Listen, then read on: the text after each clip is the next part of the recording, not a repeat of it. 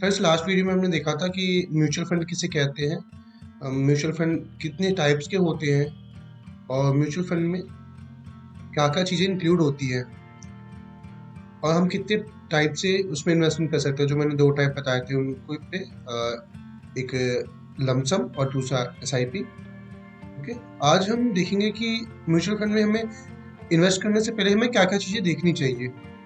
ठीक है, तो मैं आपका दोस्त आयुष, चलिए वीडियो को शुरू करते हैं। तो हम खोलते हैं ग्रो ऐप। ग्रो ऐप आप नॉर्मली खोलोगे और ये फर्स्ट वाला ये खुल गया। हम यहाँ पे देखते हैं म्यूचुअल फंड्स में। ओके, जैसे सबसे पहले जो आ रहा वही देख लेते हैं, Motilal Oswal mid cap fund, क्योंकि हमारा इन्वेस्टमेंट है इसमें, हम देखते रहते हैं इसमें, इसलिए सबसे ऊपर यही आ रहा है। तो इसमें अब कैसे देखना है हमें, जैसे ये है Motilal Oswal mid cap fund direct growth. मतलब ये मोतीलाल ओसवाल का है। मोतीलाल ओसवाल जो है वो इसका एसेट मैनेजमेंट फर्म है, एसेट मैनेजमेंट कंपनी है जो इसकी, वो मोतीलाल ओसवाल है। ये मिड कैप है। मैंने जो तीन बताया था ना आपको, large cap, small cap, mid cap, तो ये मिड कैप है। मतलब इसके अंडर जो है वो 101 जो इंडिया की टॉप 101 से लेके जो 250 तक कंपनी है, जो 150 कंपनी है, वो सब इसमें आएगी। मतलब जो टॉप 101 से टॉप 250 तक जो कंपनी है वो, ठीक है, ये है। वो इसमें मिड कैप में आएगी। डायरेक्ट ग्रोथ मतलब इसमें जो भी ग्रोथ होगी उसके सारे पैसे जो है इसमें ही इंक्लूड होते रहेंगे।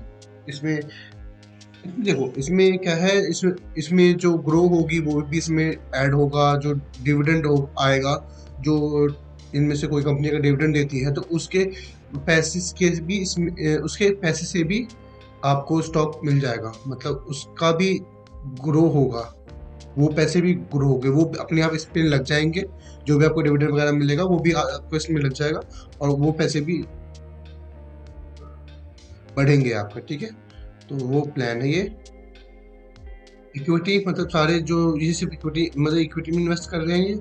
ठीक है, और वेरी हाई रिस्क की तो ये सारे आपको सारे शेयर्स में मिलेगा। आप कोई सा भी स्टॉक उठा लो जो शेयर्स में इन्वेस्ट करते हैं, वो वेरी हाई रिस्क की।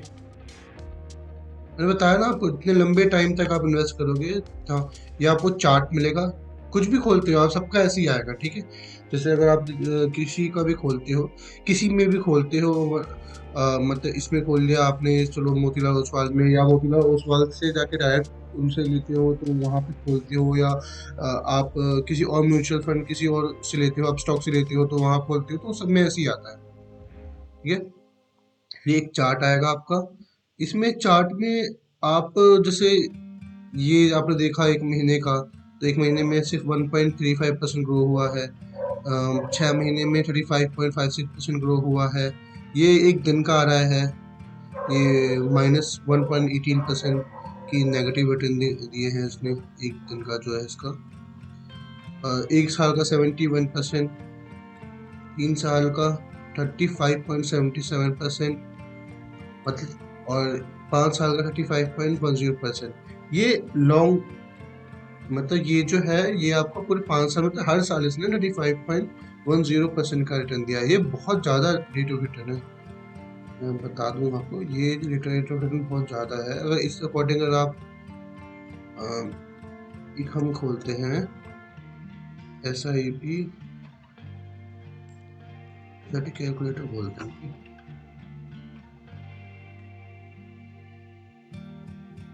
देखो, अगर मैंने जो बताया ना आपको, बहुत ज़्यादा मैं किस बिहाफ पे कह रहा हूँ, तो अगर मान लो आपने 10,000 रुपये इन्वेस्ट किए,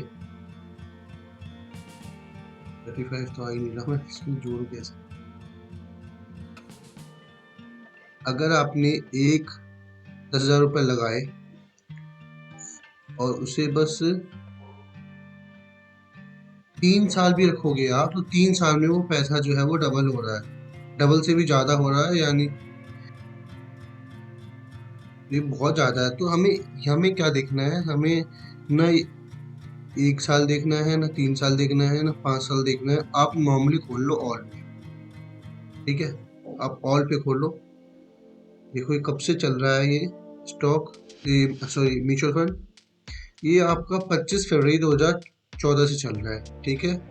आज डेट है आपका 18 अक्टूबर 2014, ठीक है, 2024, 18 अक्टूबर 2024, और ये 2014 चल रहा है, मतलब इसे 10 साल से ऊपर हो गए।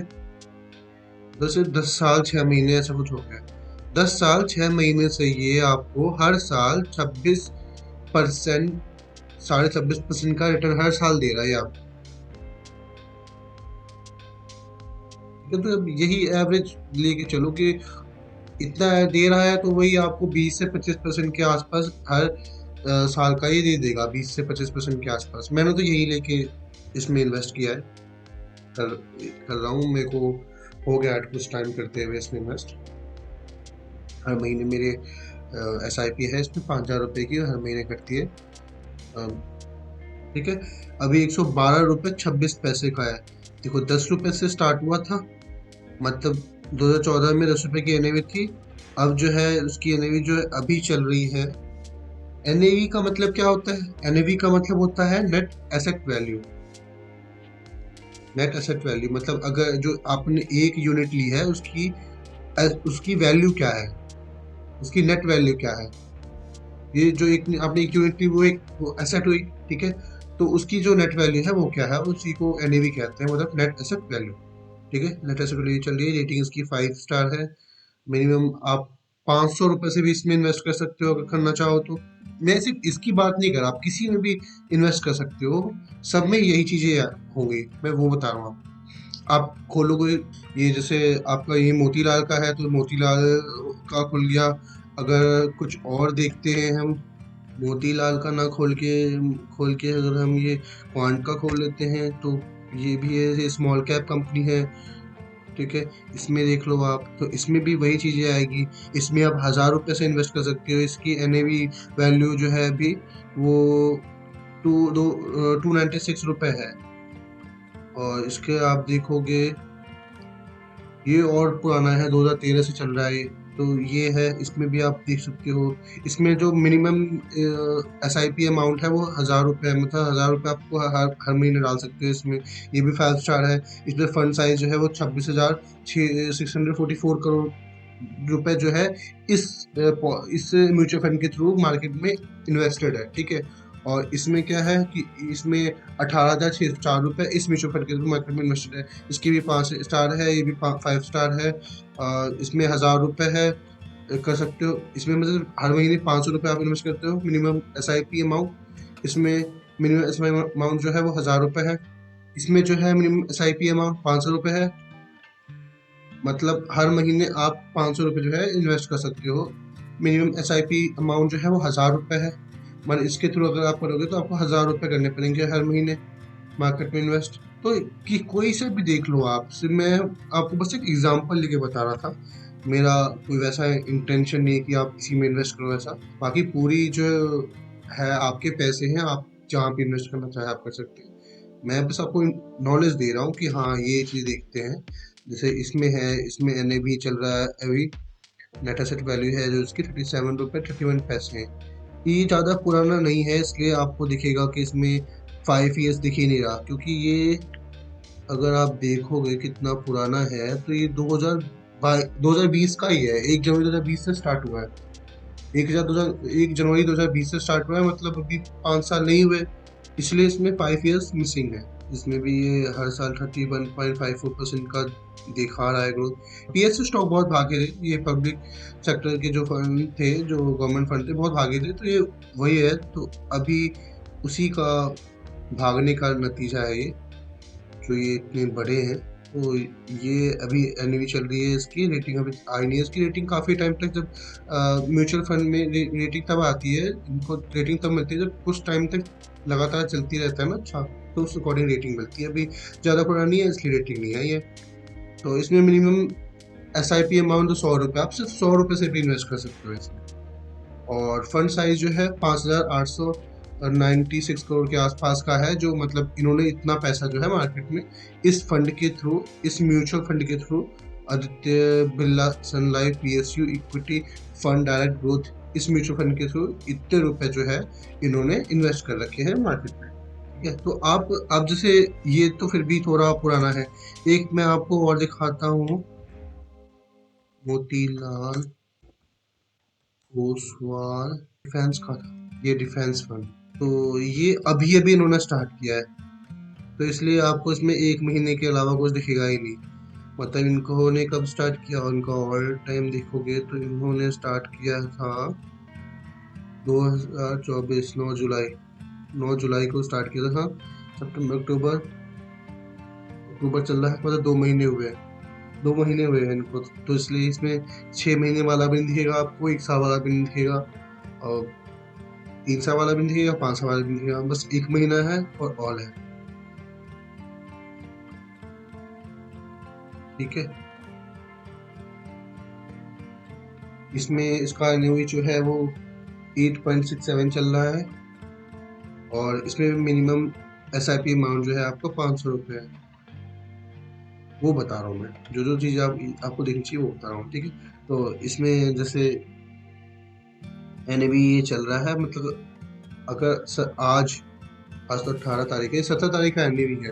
मतलब इसमें क्या है कि म्यूचुअल फंड में क्या होता है कि हर दिन के एंड में पता चलता है। जैसे आज ये 17 तारीख का अपडेट है, आज 18 तारीख है, आज जो भी चीजें मार्केट में हुई होगी, अगर ये बढ़ा होगा या कम हुआ होगा, जो भी हुआ होगा, आज आप खरीदोगे तो वो आज का रेट मिलेगा आपको।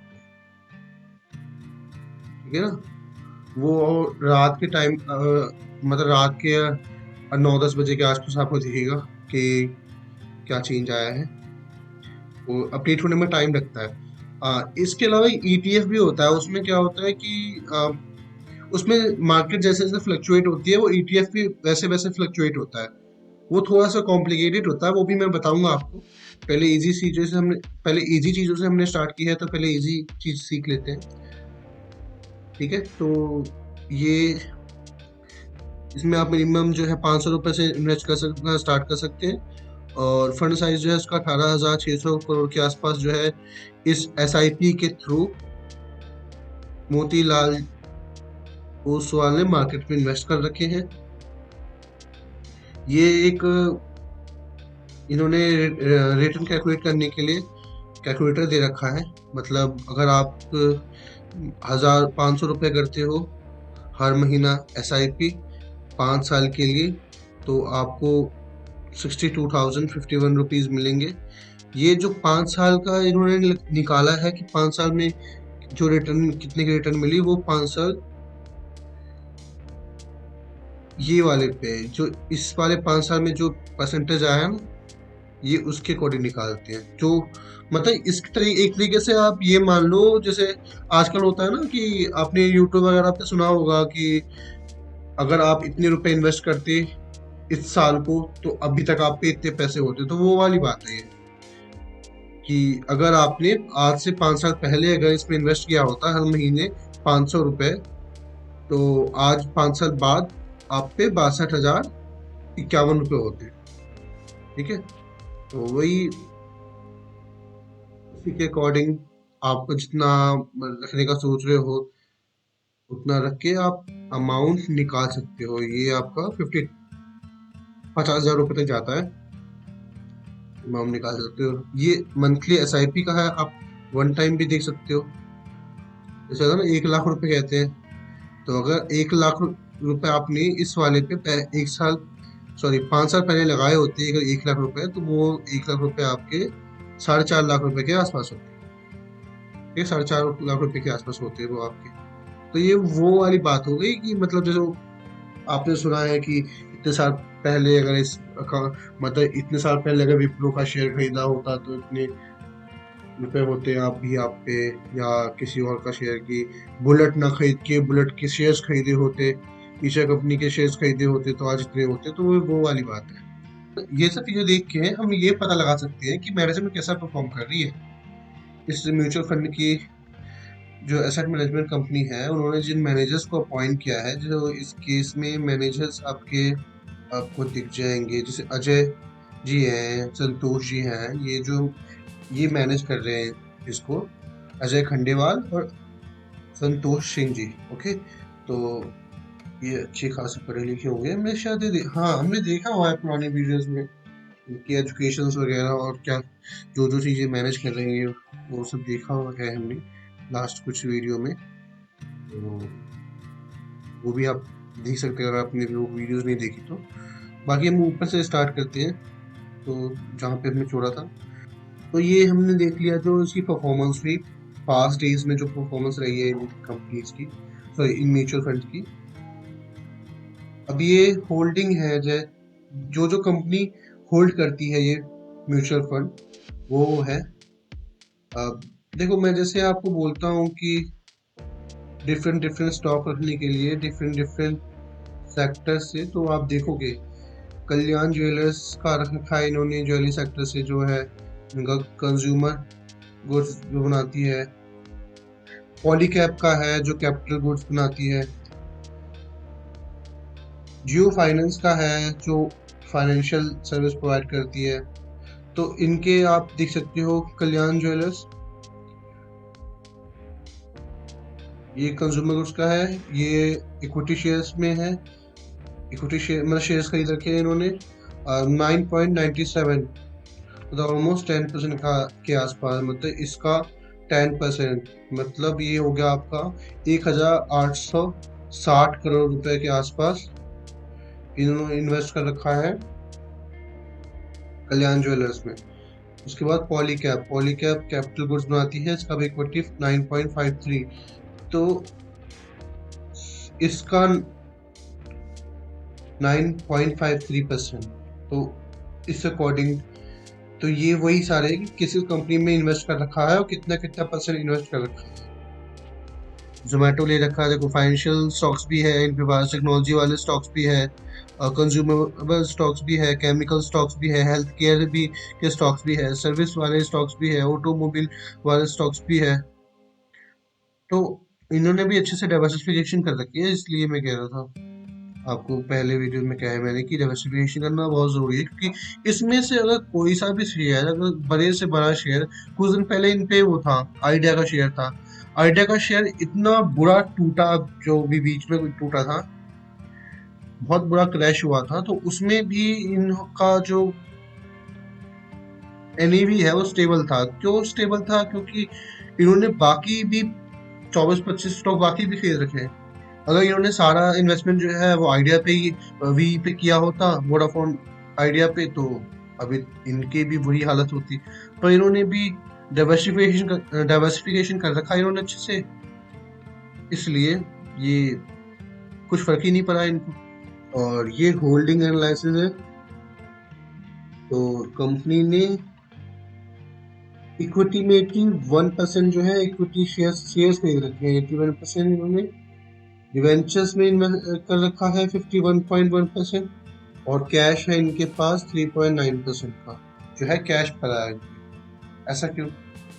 तो ऐसा इसलिए कि ये कंपनी जो अपने कुछ कैश इसलिए रखती है, जैसे आपने इन्वेस्ट कर रखा है, आपने यूनिट्स खरीदे मान लो अभी, तो ये थोड़ी ना कि आपने आज यूनिट्स खरीदने के लिए आपने पैसे दिए इनको, तो वो यूनिट्स ये आज के आज ही परचेज कर लेंगे आपकी बेस पे, मतलब वो शेयर, उस पैसे के शेयर्स आज के आज खरीद लेंगे आपके बेस, या आज आपने अपने यूनिट्स बेच दिए, आपने इन्वेस्टेड थे इसमें काफी टाइम से, आज आपको पैसे चाहिए, आपने आज अपनी यूनिट्स बेच दी, तो ऐसा थोड़ी ना होगा कि आपने बेचे, ये भी अपने साथ के साथ आपको देख के अपने जो शेयर्स है इनके पास वो बेच दे कि हाँ जी हमें तो मीशा जी को पैसे देने हैं, ऐसा नहीं होगा ना। तो उसको फिर मतलब वो ये प्रोसेस करने के लिए भी जो ये म्यूचुअल फंड कंपनीज है, ये अपने पास कुछ कैश में रखती है पैसे, और बाई चांस बीच में इन पे कोई अच्छी अपॉर्चुनिटी आ गई, कुछ शेयर्स अच्छे रेट में मिल रहे हैं, तो ये इनसे वो भी खरीद सकते हैं। ये 18,604 करोड़ का है, तो ये जो स्प्लिट है वो भी 18,604 करोड़ का है। राइट। इसमें से उन्होंने इक्विटी ले रखी है 81% की। तो इतने रुपए में से इक्विटी 81% जो है वो इन्होंने इक्विटी परचेज कर रखी है। 15% के आसपास की डिवेंचर्स परचेज कर रखे हैं, और कैश में इनके पास 4% के आसपास कैश में रखा हुआ है इन्होंने, जो मैंने बताया आपको, जो काम के लिए कैश रख रखा है कि हाँ बीच में जो हम खरीदते बेचते हैं उसका सेटलमेंट करने के लिए जो है ये कैश में कुछ पैसे रखते हैं। ठीक है। अब इन्होंने अलग अलग उसमें लगा रखे हैं। अब 81%, मतलब इसका 81% इतना अमाउंट 15,065 के आसपास। टेक्नोलॉजी 24.9, कंज्यूमर वाले पे 18%, कैपिटल पे 15%, अदर पे 12.9%, ऑटोमोबाइल पे 11.9%, 10.9 फाइनेंस एंड हेल्थ केयर 5.5%। ठीक है। तो इन्होंने ये भी बता रखा है कि कितने पैसे इन्होंने इन्वेस्ट कर रखे हैं, पूरा ट्रांसपेरेंट रखा है। देखो आप जितने पैसे इन पे लगा रखे हैं मार्केट ने, वही बता हुआ है साफ साफ कितने पैसे लगा रखे हैं भाई। इतने पैसे का इक्विटी है हमारे पास, इतने पैसे की डेब्ट है हमारे पास, और डिवेंचर है इतने पैसे की हमारे पास, इतना कैश रखा है भाई हमने। और इसमें भी जो इन्वेस्टमेंट कर रखी है वो भी बता रखी है कि भाई इतना हमने टेक्नोलॉजी में लगा रखा है, कंज्यूमर में लगा रखा है, कैपिटल में लगा रखा है, अदर में लगा रखा है, ऑटोमोबाइल में लगा रखा है, फाइनेंस में लगा रखा है और हेल्थ केयर में लगा रखा है। तो पूरा का पूरा ट्रांसपेरेंसी दिखाते हैं ये इसमें, क्योंकि भाई पैसे आपके हैं, जो लगा रहा है पैसे उसके, तो उसे पता होना चाहिए पैसे कहाँ कहाँ लगे। तो पूरा ट्रांसपेरेंसी रखते हैं। ठीक है। अब देखो एडवांस रेशियो। अभी टॉप 5 45% का मतलब क्या है, देखो मैं बताता हूँ। आप ये टॉप की जो 5 कंपनी दिख रही है ना ऊपर, इसका टोटल निकाल लो आप। इसका टोटल निकालोगे आप तो 45% के आसपास बता रहे हैं वही आएगा। और इसका जो टॉप 20 का है, वो जो कि ऊपर की टॉप 20 कंपनी है उसका परसेंटेज निकाल लो आप, उसका परसेंटेज जो है वो आपका 80% ही आएगा। इनके कहने का मतलब यही है। ठीक है। मिनिमम इन्वेस्टमेंट अमाउंट, जो पी रेशियो जो है, पी रेशियो जो है वो आपका 71.65 का चल रहा है। पी रेशियो आपका मतलब प्रॉफिट टू अर्निंग रेशियो जो है आपका 71.65, और पीबी रेशियो जो है आपका मतलब price to book value, price to book जो है वो आपका 6.34%, 6.34 का है। ठीक है। मिनिमम इन्वेस्टमेंट जो है, मिनिमम फॉर फर्स्ट इन्वेस्टमेंट 500 रुपये, minimum for S I P 500 रुपये, minimum for second investment onwards 500 रुपये। मतलब 500 रुपये से आप इन्वेस्ट कर सकते हैं इसमें। कम से कम आपको 500 रुपये इन्वेस्ट करने ही पड़ेंगे। एस आई पी करवा रहे हो उसमें भी आपको 500 रुपये देने पड़ेंगे, और सेकेंड इन्वेस्टमेंट कर रहे हो उसमें भी आपको कम से कम 500 रुपये देने पड़ेंगे। 500 रुपये मिनिमम है इसमें। ठीक है। तो वैसे ही सब में आपको दिखेगा, सारे शेयर जो भी आप म्यूचुअल फंड खोलोगे उसमें आपको यही दिखेगा। ठीक है। अब रिटर्न एंड रैंकिंग, तो ये जो है इसमें आपको सबकी रिटर्न और रैंकिंग दिखेगी। इसकी जो है फंड रिटर्न्स जो 71%, 35%, इस कैटेगरी में का जो एवरेज है, जो सेम कैटेगरी में अगर कोई और म्यूचुअल फंड कंपनी खरी मतलब कोई और म्यूचुअल फंड कंपनी है तो वो ये उसका एवरेज है।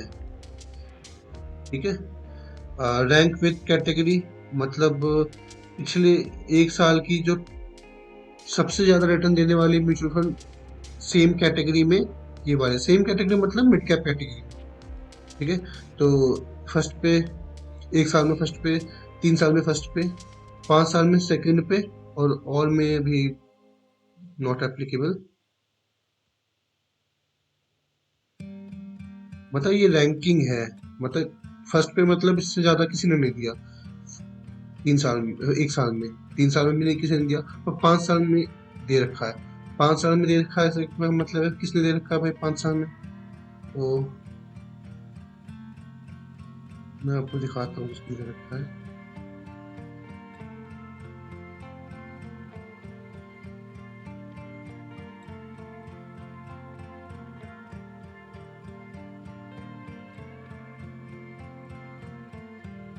इसने दे रखा है।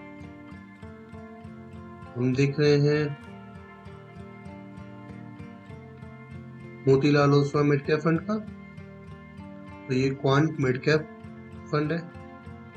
इनके 5 साल का 37.48% है और इनके 5 साल का 35.10% है।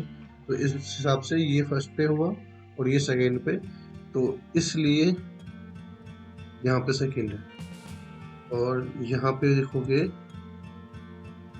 इसमें भी इसी अकॉर्डिंग यहाँ पे फर्स्ट है और वहाँ पे सेकेंड था, सेकेंड। अब इसका इसमें फर्स्ट है, इसका इसमें सेकेंड है और इसका तो 33 है, मतलब एक साल में कुछ खास रिटर्न दिया नहीं है इसने। 42% दिया है, बट इसलिए एक साल में मार्केट बहुत ज़्यादा भागी है, तो इसलिए वो इतना परसेंटेज होने के बावजूद भी ये कंपैरिजन, ये इसमें क्या है कि सेम कैटेगरी में बाकी जो एसेट मैनेजमेंट कंपनी है उनसे कंपैरिजन किया हुआ है। जैसे हमारा मोतीलाल ओसवाल का है, का देख रहे हैं हम, तो ये कंपैरिजन 5 रेटिंग है, 71.6% है, 35.8% है और ये जैसे दे रखा है। तो मोतीलाल ओसवाल का देखा, फिर क्वांट मिड कैप का देखा हमने, फर्स्ट स्टार ये जो परसेंटेज है। तो ये देखो, आप देख सकते हो किस मतलब ये सब सेम म्यूचुअल फंड वाली कंपनी है ना, इनकी रेटिंग देख सकते हो आप, एक साल में कितना रिटर्न दिया है वो देख सकते हो आप, 3 साल में कितना रिटर्न दिया है वो देख सकते हो आप, और फंड का साइज देख सकते हो आप। सब सेम कंपनी है ना, ये ओसवा mid cap mid cap mid cap, Nippon, हाँ मिड कैप। तो ये सारी कंपनी जो है मिड कैप पे लगा रही है, ये सारी कंपनी जो है मिड कैप पे लगाती है, इसलिए इनसे कंपैरिजन कर रखा है। ठीक है, यहाँ से आप कंपैरिजन भी कर सकते हो। मेन बात है ये देखने की, एक्सपेंस रेशियो, एग्जिट लोड और टैक्स। इसका एक्सपेंस रेशियो कितना है? 0.58% जो है expense ratio, including inclusive of GST. ठीक है, जीएसटी इंक्लूड है, मतलब अगर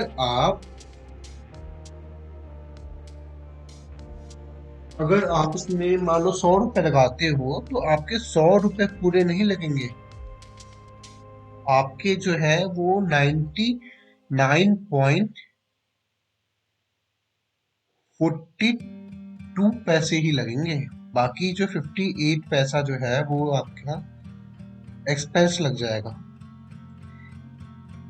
ये जो है एक्सपेंस अलग अलग होता है अलग अलग कंपनियों का, जैसे इसमें एक्सपेंस रेशियो 0.58% का है, इसमें भी 58% का है। अब मैं कुछ और दिखाता हूँ आपको जिसमें एक्सपेंस रेशियो कम हो। हमने खोला है SBI Nifty next 50 index fund direct growth का। ठीक है, इसका हम देखते हैं इसका एक्सपेंस रेशियो वगैरह कितना है। इसका देखो एक्सपेंस रेशियो जो है वो है 0.32%, मतलब अगर आप 100 रुपए लगा रहे हो तो उसमें से 32 पैसे जो है आपका एक्सपेंस लग जाएगा, बाकी 99 रुपए 68 पैसे के आसपास जो है वो आपके ये मार्केट में लगेगी। ठीक है, तो एग्जिट लोड अलग अलग होता है, आपको अपने हिसाब से देखना है। देखो, इसमें कोई बुराई नहीं है अगर ये एक्सपेंस रेशियो जो है थोड़ा ज्यादा हो या कम हो तो, बट हाँ आपको देखना है कि हाँ कंपनी परफॉर्म भी कर रही होनी चाहिए ना। अगर आप किसी को पैसे दे रहे हो अपने इन्वेस्ट करने के लिए, ये जो दो बंदे हैं अजय खांडेवाल और ये संतोष सिंह जो है, ये दो बंदे फ्री में तो काम कर नहीं रहे होंगे, और ये जो दो बंदे हैं इनकी टीम होती है पूरी, ये अकेले नहीं करते, इनकी पूरी टीम होती है जो पूरा एनालाइज करती है कि क्या करना है, कितना परसेंट पी, क्या पी चल रहा है, मार्केट में चल क्या रहा है, स्टॉक के बारे में, जो जिन स्टॉक्स पे इन्वेस्ट कर रखा है उन्होंने उसमें क्या चल रहा है, कोई गड़बड़ तो नहीं होगी, ये वो, तो सारा टीम होती है सब मैनेज करने के लिए। तो टीम का पैसा कहाँ से जाएगा? यहीं से जाएगा, वही है ये एक्सपेंस। पैसे जो हैं वो अपनी जेब से तो कंपनी लगाएगी नहीं। कोई भी कंपनी हो, वो अपनी जेब से पैसा नहीं लगाती कुछ भी करने के लिए। वो पैसे जो है वो कस्टमर से ही लेती है। तो इस वे में कस्टमर कौन है? आप। इसमें कस्टमर इनका जो है वो इन्वेस्टर है। इन्वेस्टर कौन है? आप। तो आप ही से पैसे लेगी ना इन सब चीजों का। जितना ज्यादा उनको एनालाइज करना हो पड़ेगा, वो ये उतना ही ज्यादा होगा। जितना कम एनालाइज करना पड़ेगा, उतना कम होगा। ठीक है, अगर इसकी जगह मैं नॉर्मल रख देता हूँ निफ्टी 50, जो निफ्टी 50 की, हाँ भाई जो बड़ी कंपनी है, मैं उसी पे पैसे लगाने हैं, उसके अलावा लगाने नहीं किसी पे। तो इसमें देखोगे अगर आप, इसमें कम होगा एक्सपेंस रेशियो। देखो इसमें 0.19% ही है, क्योंकि भाई इसने बोल दिया मुझे लगाने हैं जो इंडिया की टॉप 50 कंपनी है, उसमें पैसा लगाना है मुझे। ठीक है, इसलिए ये एक्सपेंस रेशियो जो है आपका दिखता है, मतलब कितना परसेंट जो है आपका एक्सपेंस में चला जाएगा। तो आप जो भी अगर आप करवाना अपने, मतलब 1000 रुपए की अगर SIP कर रखी है, तो उसमें से 0.58% के आसपास जो है आपका एक्सपेंस रेशियो लग जाएगा। बाकी जो है एक्सपेंस लग जाएगा, बाकी जो है आपका मार्केट में लगेगा। ठीक है, ये देखना इसलिए चाहिए आपको। को 2 साल का देखोगे तो उसमें मायने नहीं रखता इतना। अगर लॉन्ग पीरियड ऑफ टाइम के लिए देखते हो तो उसमें बहुत मायने रखता है आपका। तो आपको ये देखना है कि यहाँ ज़्यादा एक्सपेंस तो नहीं ले रहा, और अगर ले भी रहा है तो उस अकॉर्डिंग क्या ग्रो कर रहा है मेरा पैसा। ये दोनों चीज़ें देखनी है, क्योंकि फ्री में कोई काम नहीं करता, तो फ्री में तो नहीं होगा ये, थोड़े पैसे तो लेंगे ये। हाँ, अगर ग्रो हो रहा है, पैसा आपका अच्छे से ग्रो कर पा रहे हैं, तो बहुत अच्छी बात है, आप उनसे अपना पैसा ग्रो करवाओ। ये आपका एक्सपेंस रेशियो, वो रेशियो हो गया, कितना परसेंट का आपका एक्सपेंस लगने वाला है। अब एग्जिट लोड, ये भी देखना बहुत जरूरी है। एग्जिट लोड क्या है? इसमें एग्जिट लोड है मोतीलाल ओसवाल में। Motilal Oswal mid cap fund जो है, इसमें आपका एग्जिट लोड है 1% का विद इन 1 ईयर। मतलब 1 साल से पहले आपने इन्वेस्ट करना स्टार्ट किया, आज से 18 अक्टूबर 2024 से आपने स्टार्ट किया इन्वेस्ट करना, मतलब 17 अक्टूबर 2024 तक आपको रहना है इसमें। आपको अपनी यूनिट सोल्ड नहीं करनी है। अगर आप अपनी यूनिट सोल्ड करते हो, तो आपको, मतलब पेनल्टी टाइप की मान लो आप, कि ये आप पे जो भी अमाउंट आप विड्रॉ करोगे उसमें 1% जो है आपका लेस हो जाएगा, 1% कंपनी रख देगी। तो ये भी अलग अलग होता है, कुछ में होता है एग्जिट लोड, कुछ में कम हो। जैसे इसमें 1 साल का है कि 1 साल रखना पड़ेगा आपको। इसमें 3 महीने का ही है कि 3 ही महीने रखना है आपको, 3 महीने के बाद आप बेच सकते हो। और 3 महीने भी रखोगे तो आपको 1% नहीं, आपको आधा परसेंट के आसपास एग्जिट लोड लगेगा। और किसी किसी में एग्जिट लोड ही नहीं है। देखो एग्जिट लोड नील, मतलब इसमें एग्जिट लोड नहीं है। आप कभी भी खरीदो, कभी भी बेचो, कोई एग्जिट लोड नहीं। तो ये भी आपको देखना पड़ेगा।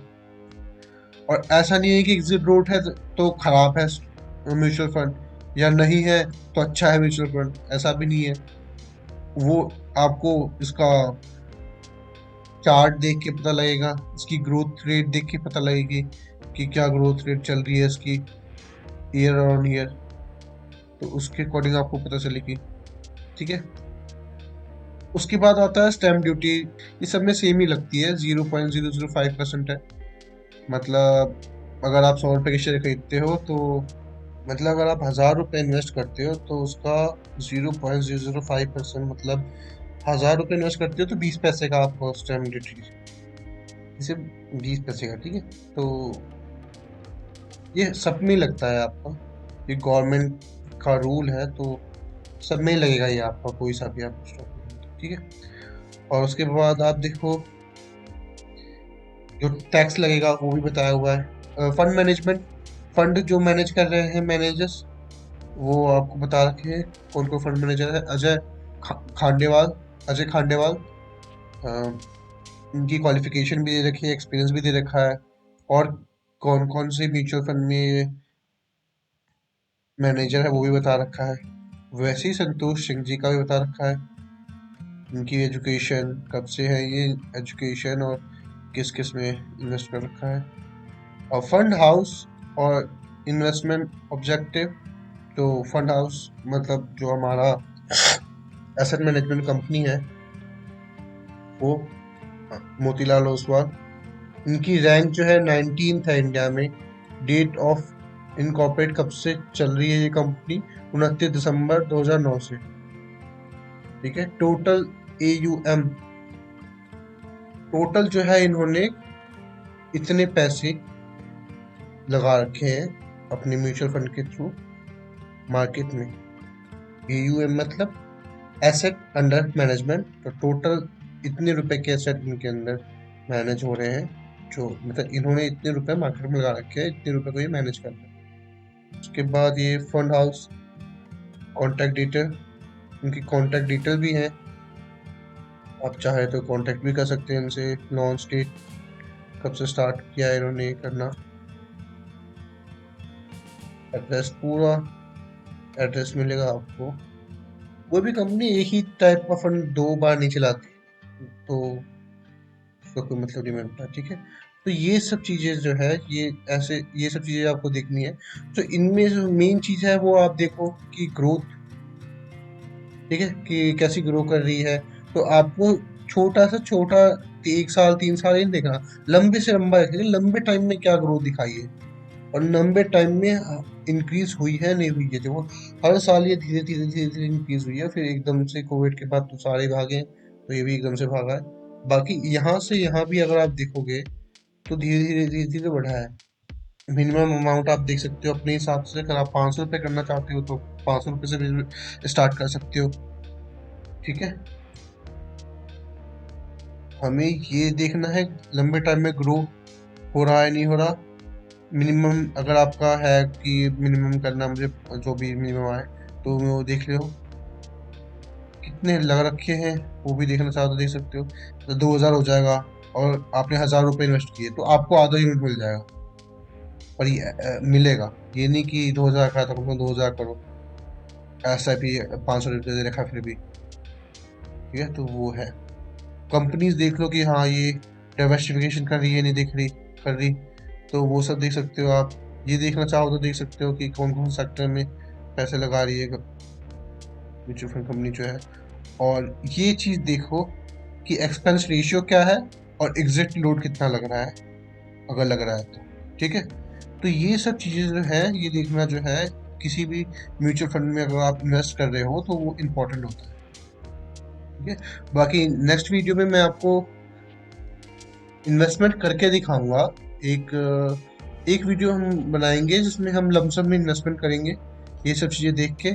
और एक वीडियो मैं बनाऊंगा जिसमें मैं आपको SIP करना सिखाऊंगा कि SIP कैसे करते हैं। तो वो भी ये सब चीज़ें देख के करेंगे। वो उसका भी मैं एक वीडियो बनाऊंगा आपके लिए आने वाले टाइम में। ठीक है। तो अकेले आप इस वीडियो को देखो अच्छे से, और अच्छा सा कोई म्यूचुअल फंड खोजो आप जिसमें आप इन्वेस्ट कर सको। बाकी किसी में भी कर सकते हो आप, मैं ये नहीं कह रहा मोतीलाल में करो या क्वांट में करो या किसी और UTI में करो, वो आपकी मर्जी है। हाँ, अगर आप चाहते हो कि मैं वीडियो बनाऊं कि किस किस में करना जरूरी है, देखो अगर आप ज़्यादा रिस्क नहीं लेना चाहते तो मैं तो कहूँगा कि आप निफ्टी 50 में करो। निफ्टी 50 इंडेक्स फंड में, मतलब जो इंडिया की टॉप 50 कंपनी है बड़ी, उनमें आप इन्वेस्ट करो। बाकी आप अपने रिस्क के अकॉर्डिंग जो है थोड़ा बहुत चेंज कर सकते हो, वैसी कोई बात नहीं है। बाकी आप इस वीडियो को देखो, आपको अच्छा लगे तो लाइक करो, सब्सक्राइब करो हमारे चैनल को। और अब कल से मैं ये IPOs पे भी वीडियो बनाऊंगा कि जो IPOs आ रहे हैं अलग अलग पे, उसमें आपको इन्वेस्ट करना चाहिए नहीं करना चाहिए। बाकी मैंने अभी होंडाई का IPO गया है, तो मैंने होंडाई में तो मैंने नहीं इन्वेस्ट किया है, मैंने IPO में पार्टिसिपेट नहीं किया है। अगर आपने किया है तो प्लीज़ कमेंट में बताइए मुझे। ठीक है। बाकी शुभ रात्रि, गुड नाइट। Thank you.